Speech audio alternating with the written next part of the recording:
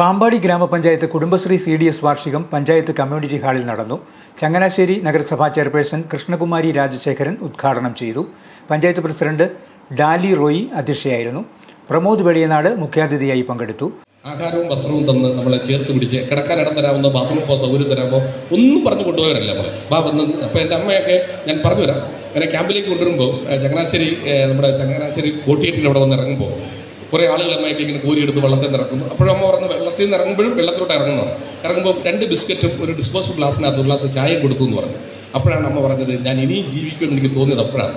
ഞാൻ പറഞ്ഞത്, അവിടുന്ന് തിരിച്ചു പോകുമ്പോൾ ഞങ്ങൾ 3 ഓട്ടോറിക്ഷ പിടിച്ചാണ് പോയത്. ഇപ്പം നിങ്ങൾ വയനാട്ടിലേക്ക് കൊടുക്കുന്നു എന്ന് പറഞ്ഞപ്പോഴാണ് ഞാൻ അതിലേക്ക് വന്നത്.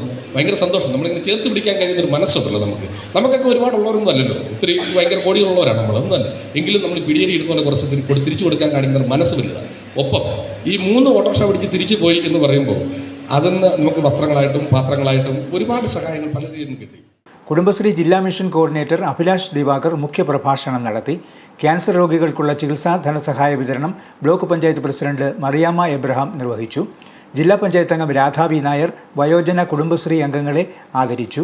കുടുംബശ്രീ CDS ചെയർപേഴ്സൺ ലിസി ജോൺ വയനാട് ദുരിതാശ്വാസ ഫണ്ട് കൈമാറി. Sabu M Abraham, Rajeev M Krishnan, VM Pradeep, ES Sabu, Sandhya Rajesh, Sasikala PS തുടങ്ങിയവർ സംസാരിച്ചു.